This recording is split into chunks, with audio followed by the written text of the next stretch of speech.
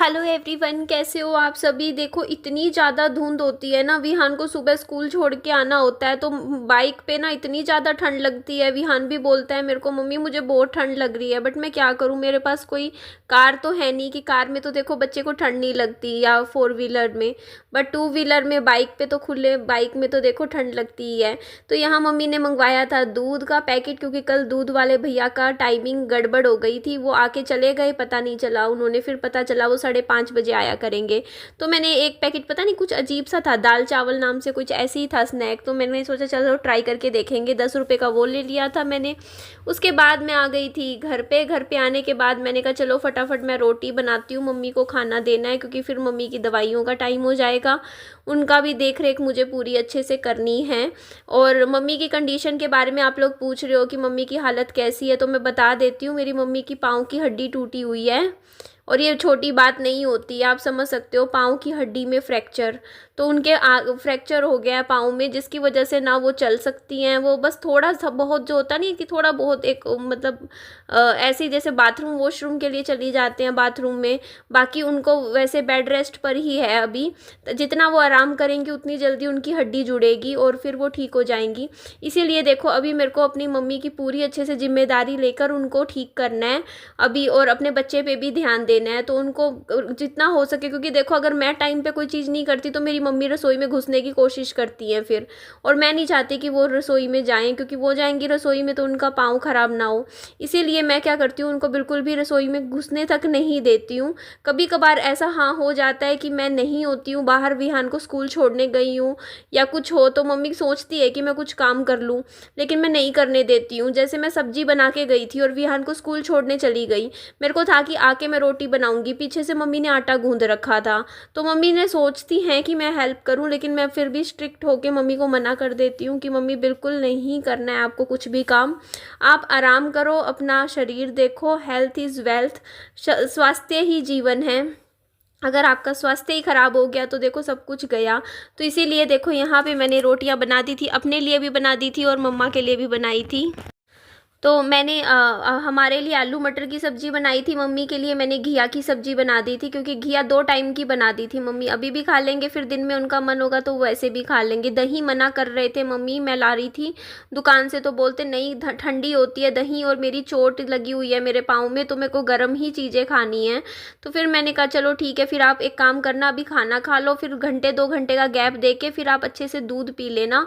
दूध से भी क्या होता है ना कि कैल्शियम जाता है। बाकी मैं जाऊँगी आज डॉक्टर के मम्मी की रिपोर्ट्स लेकर, और उनके लिए एक बार के लिए डॉक्टर, देखो यहाँ मैं गई थी आज से, हमारे जो यहाँ नज़दीक में हॉस्पिटल है, तो वहाँ से मम्मी के लिए मैं दवाइयाँ वगैरह तो ले आई हूँ, लेकिन उन्होंने कहा है कि पर्टिकुलर जो ऑर्थो के डॉक्टर होते हैं, हड्डियों के डॉक्टर होते हैं, उनको ही दिखाओ आप भी, और अपना भी हड्डियों के डॉक्टर को दिखाओ एक बार, और मम्मी का भी। तो बस मेरा तो ऐसा है कि मेरे को भी दिखाना है, मेरे को बताया नहीं है मैंने अभी तक आपको कि मेरे क्या प्रॉब्लम है, वो मैं आपको बाद में बताऊँगी किसी और वीडियो में, क्योंकि मैं होता है ना कि जहाँ आप इन ऐसे सिचुएशन में होते हो तो आप सोचते हो पहले आपकी माँ ठीक हो जाए, हमारा तो हो जाएगा, हम तो जवान हैं, तो हम तो ठीक हो ही जाएंगे। तो चलो ये मम्मी का खाना है, मम्मी को पसंद आया, अच्छा लगा, मम्मी ने अच्छे से पेट भर के खाना खा लिया था।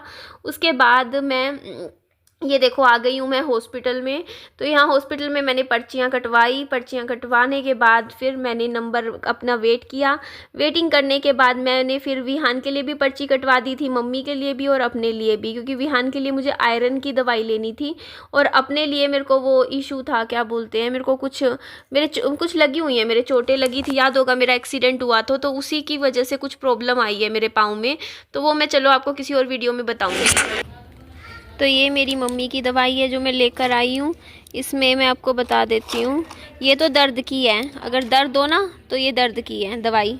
इसके अलावा ये दिया है आपकी, ये कैल्शियम की है, रोज़ एक दूध के साथ लेनी है, ये दूध के साथ एक गोली लेनी है मम्मी आपको, ठीक है। ये जब दर्द हो आपको तोड़ लेना ये वाली, ठीक है। इसके अलावा ये एक ये जेल लेकर आई हूँ मैं आपके लिए, देखो ये देखो, ये लगाना है आपको अपनी चोट पे, ये लो ये लगाना है। इसके अलावा ये है आपकी, ये डेली एक गोली लेनी है, और ये सुबह शाम आधी आधी गोली, मतलब ये गोली एक गोली सुबह आधी रात को आधी, ये एक लेनी, ये भी कैल्शियम एक है, पहले भी लगा रखा है। ये आयरन की है, ये विहान के लिए लेकर आई हूँ, ये विहान को देना है मुझे। इसके अलावा ये मेरी है, ये कैल्शियम की है मेरी, और ये वाली भी मेरी है क्योंकि मेरे भी पाँव में चोट लग गई थी, यहाँ पे लगी हुई है ना, तो उसके लिए है, ये भी मेरी है।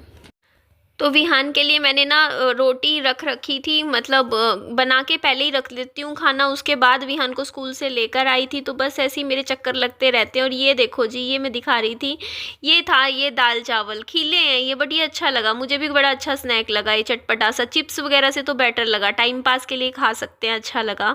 10 रुपये में अच्छा दे रखा था, काफ़ी ज़्यादा क्वान्टिटी में भी दे रखा था, ये मुझे पसंद आया। उसके बाद ये देखो जी, ये मैंने यहाँ पे मैं आपको दिखाने लग रही थी, मम्मी ने रिहान के लिए सेब काट दिया था। होता है ना कि मैं तो फिर भी मम्मी बोलती मैं भी काट देती हूँ, फिर मैंने कहा मम्मी रहने दो, भी नहीं खाएगा ये। मैं फिर रिहान को यहाँ पर बैठ के रोटी खिलाने लग रही थी, तो मम्मी थोड़ी देर तो धूप में बैठी थी, फिर शाम हो गई थी, फिर अंदर आ गए थे, फिर बोलते मैं नहाऊंगी, तो मैंने कहा चलो मैं आपका पानी कर देती हूँ, आप नहा लेना, फिर मैं मम्मी को नहला दूंगी। नहलाने के बाद उसके बाद फिर मम्मी थोड़ा सा आराम करेंगे, मम्मी के लिए चाय वाय बना दूंगी। तो यहाँ पे मैंने पहले अपने हाथों से विहान को अच्छे से, टाइम बहुत लगा, पूरा 1 घंटा लगा विहान को खाना खिलाने में, लग जाता है, देखो बच्चा इतना टाइम तो खाना खाने में ले ही लेता है। उसके बाद मैं आई हूँ चाय, और चाय तो भाई मम्मी इतनी चाय पीते हैं ना, मेरे को ऐसा लगता है आजकल मेरा पूरा दिन सिर्फ और सिर्फ चाय बनाने में ही जाता है। कम से कम 6-7 कप हो जाते हैं। मैं कोशिश करती हूँ, मम्मी को मना करती हूँ कि मम्मी कम पियो चाय, दूध ज़्यादा पियो करो, बट सुबह सुबह अब जैसे ठंड होने लग जाती है ना, तो 2-3 कप तो मम्मी सुबह ही पी जाते हैं, उठने के बाद चाहिए चाय, उसके बाद 1 घंटे बाद फिर चाय चाहिए, फिर खाने के बाद भी चाय चाहिए, तो चाय तो देखो बहुत ज़्यादा पीते हैं। उसके बाद लो जी, मैं मम्मी को उठा देती हूँ, सहारा लगा के मम्मी को उठाना पड़ता है थोड़ा, क्योंकि एकदम से मम्मी से उठा नहीं जाता अभी, क्योंकि पाँव में बहुत ज़्यादा फ्रैक्चर है, चोटें लगी हुई हैं, तो उनका ध्यान करना ज़रूरी है। तो इसीलिए देखो मैंने थोड़ा मम्मी को उठाया, यहाँ उठाने के बाद ये देखो पीछे मैं तकिया लगा देती हूँ ताकि मम्मी को अच्छे से सहारा लग जाए। और मम्मी इस बेड पे नहीं सोती, मम्मी को मैंने वो बड़ा वाला बेड दे रखा है, साथ वाला बेड, जो काफ़ी बड़ा है, तो उसमें आराम से मम्मी सो जाते हैं, क्योंकि उसमें जगह की कोई दिक्कत नहीं है। ये बेड छोटा है तो मम्मी के इधर ठीक नहीं है ना इस हिसाब से, तो यहाँ मम्मी को ठंड ना लगे इसीलिए मैंने ये छोटा सा ब्लैंकेट मम्मी को पहना दिया था।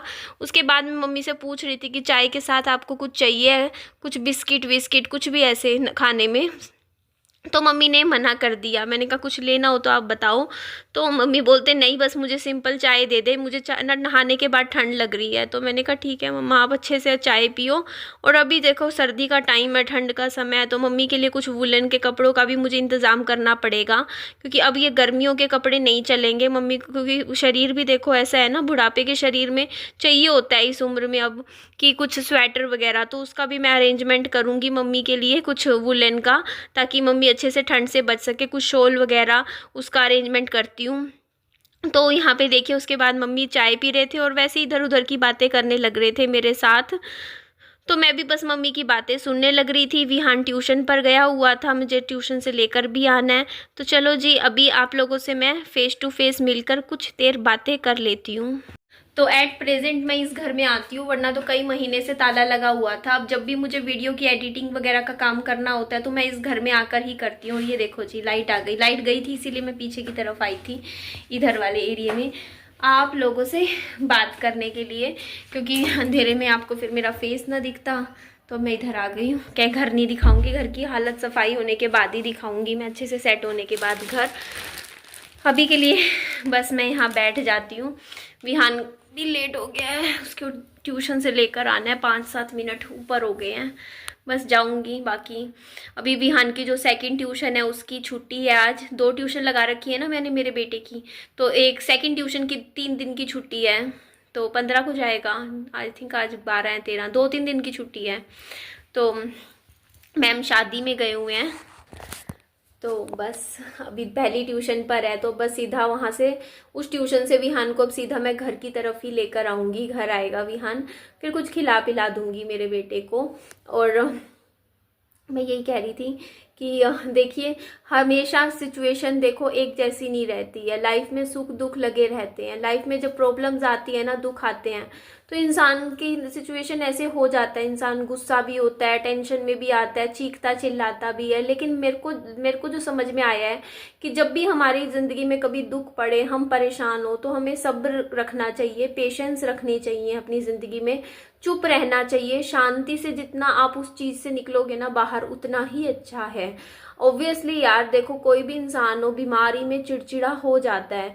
मैं भी चिड़चिड़ी हो जाऊंगी अगर मैं बीमार हो जाऊंगी और मेरी तबीयत इतनी खराब हो तो फर्क पड़ता है। लेकिन हमें हमेशा हर इंसान की सिचुएशन को समझ के चलना चाहिए। हमें सोचना चाहिए कि देखो अगर कोई भी हो XYZ है ना, तो उसकी हमें सिचुएशन को देखो, कभी कभी ना हमें सामने वाले, हम अपनी तरफ से हमने अपनी तरीके से चीज़ों को सोचते हैं कि नहीं हम ऐसे देख रहे हैं सामने वाले को, लेकिन कभी कभी ना हमें दूसरे के तरफ सोचकर भी इंसान को चलना चाहिए कि देखो वो किस सिचुएशन में ज़िंदगी जी रहा है, वो क्या सरवाइव कर रहा है, वो क्या देख रहा है।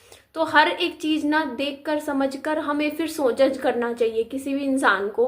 हमें ये चीज़ नहीं सोचनी चाहिए कि वो इंसान हमारे साथ ऐसा कर रहा है। तो कभी कभी आप उसको अपनी जगह रख के देखो, उसकी सिचुएशन में आप खड़े होके देखो, तो आपको शायद वो इंसान इतना गलत नहीं लगेगा जितना हमें तब लगता है जब हम अपने नज़रिए से देखते हैं। कभी कभी दूसरे के नज़रिए से उस सिचुएशन को देखने की कोशिश कीजिए।